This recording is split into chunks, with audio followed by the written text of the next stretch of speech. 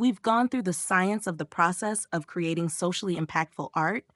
Now let's go through the business of it. Every day, marketers are trying to change the way we think and act. They use stories, visuals, and emotions to convince us that we need certain products in our lives, whether it's a soft drink or a new car. And while we might not like how marketing drives consumerism, we can't ignore the fact that it works. Their goal is not just to change our ideas, but to get us to take action. What's interesting is that we can learn from marketing techniques, especially from social marketing, which isn't about selling products, but rather about changing behaviors for good. Think of campaigns that encourage people to wear seatbelts or quit smoking. These efforts are designed to create positive social change, and that's the same goal we have with socially impactful art. The real lesson from marketing isn't just about raising awareness, it's about driving action. Often, artists say they want to start a conversation, but is that the final goal? We can take a cue from marketers and think more about the specific outcomes we want.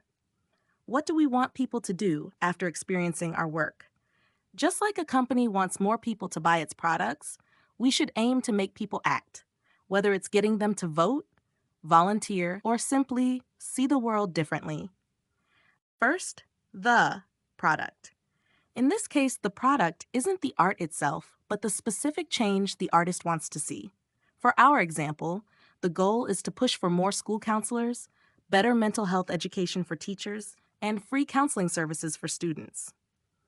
Imagine that the art is a digital painting of a student, struggling alone in the rainstorm of life's pressures, representing the overwhelming burdens that students face. Imagine that the student is directly looking at the viewer so that it makes it clear that this message isn't just about awareness, it's about action.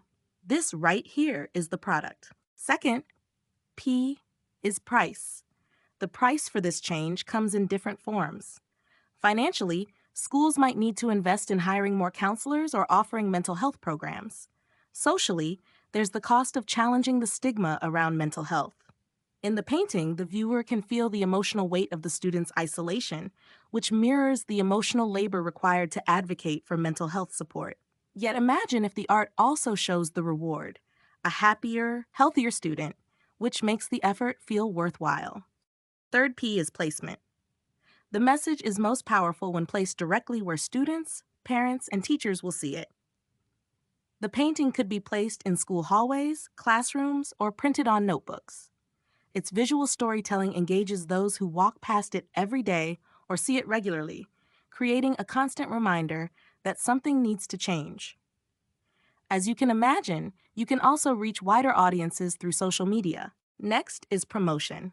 To get the message out, the artist could promote the artwork through various means.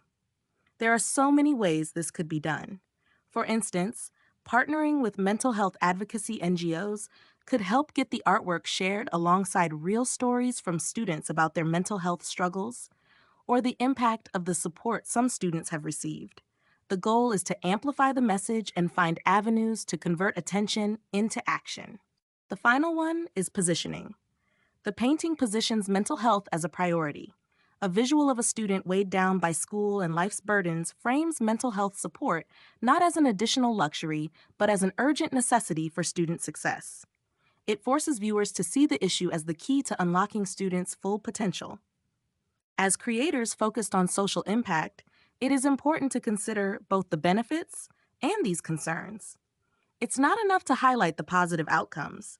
It is important to acknowledge the real fears, such as the disruption of routines or the cost of additional resources.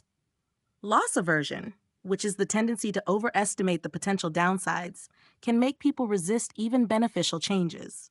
They may worry that implementing mental health programs could lead to more scrutiny or reveal issues they would rather not face. By addressing these fears in our art, we can present mental health support not as a costly burden, but as an investment with far-reaching positive effects. It's about creating work that shows both the potential gains and empathizes with the hesitations, helping people see that the benefits far outweigh the perceived losses. Ken Nwadiogbu's Me Too piece shows how art can help people face difficult emotions. In the artwork, two young girls are wrapped in nylon. One looks defeated and sad, while the other is trying to resist and break free. This image represents the inner conflict of those who have experienced assault and want to stay quiet, but also understand the need to speak up. It is the same internal conflict victims face in terms of the cost of breaking free versus its benefits. Since we have decided that sometimes it's not enough to just raise awareness, we need to take people on a journey that leads them from simply seeing the message to taking concrete action. The first step is making sure the audience sees the message. Think about how to ensure your work, even if it is on social media, is exposed to the target audience. The next challenge is capturing their attention. Do you remember the Jerome Project by Titus Kaphar? Imagine if he only had one single portrait, would that grab your attention? If you are in a gallery and see this assembly of over 90 of these portraits, wouldn't that get your attention differently? Think about how to ensure your work grabs attention without misusing shock value. Even after getting a person's attention, you still want to hold it long enough for them to engage with the art. To hold the audience's attention, the visual could resonate emotionally. Or there might need to be something to unravel, like noticing more information as you keep looking, watching, or listening. It's also important for your audience to understand the message. Let's look at this comic by Awela Emily. The comic starts with a man asking the police for help with an armed robbery, and they do nothing. When the same man reports peaceful protesters at his house, the police arrive in full force. This is such a clear example, but it still doesn't spoon-feed the audience. The audience still gets to make their own ideas and opinions on the why, yet the message from the artist is not abstract or unclear. To take your work from awareness to action, you could quite literally creatively embed practical steps on what to do next. This gives the audience clear actions to take beyond seeing the art or while seeing it. Also, agreement. The message should convince viewers that they need to support the cause you're promoting. You want your work to inspire people to think, yes, this matters. Take the group called Guerrilla Girls, for example. Decades ago, they made a poster that highlighted how less than 5% of the artists in the modern art sections were women, yet 85% of the nudes were female. Their approach aimed to get people to agree that this imbalance needed to be addressed. The goal is to have your audience feel compelled to support your cause. Just like that, another important aspect is memory. We want the message to stick with them. The artwork's main theme should be echoed in ways that resonate with your audience. This can be achieved through catchy one-liners like, "I got flowers today," powerful visuals, memorable tunes, or emotional elements that linger in the audience's memory. Repeated exposure is also a tool that helps reinforce the message, making it harder to forget. Memorable elements ensure that the message lingers in the mind and builds a lasting impression. Because we are aiming for action, it also makes a difference that when our audience is faced with a relevant situation, they are able to recall the message, especially during a decision-making moment. Memorable messages trigger recall at key moments. Imagine a woman in an abusive relationship who struggles to label it as that because her partner gives her gifts after episodes of abuse. Even after watching a short film about abuse, she might not fully recognize her own situation. But then one day, her partner physically assaults her and later tries to compensate with gifts or emotional manipulation.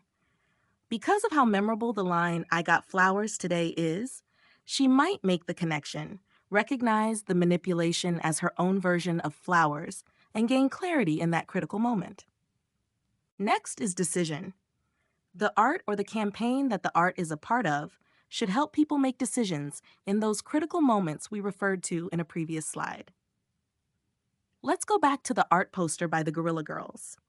Imagine being a curator at a gallery or a museum, or when you are an artist, you will take a pause to reconsider your own biases in choosing to represent women as nude, or question why female artists are underrepresented. Next is reinforcement. This is way less common, but it is up for consideration. After the audience takes action, consider reinforcing that their efforts made an impact. Reinforce their behavior by showing progress or outcomes, which helps maintain their commitment. Continued exposure to updated versions of your work is one way to approach this. Look at the Guerrilla Girls one last time. They actually updated the poster when the statistics changed a couple of times over the years. The targeted audience is able to feel better or worse based on the stats on the poster. And finally, over time, people begin to see themselves as advocates or supporters of the cause, making the issue part of their identity. The goal is for the audience to internalize the cause, making continued support part of who they are. When people integrate the cause into their identity, their engagement becomes long term, not just a one time action.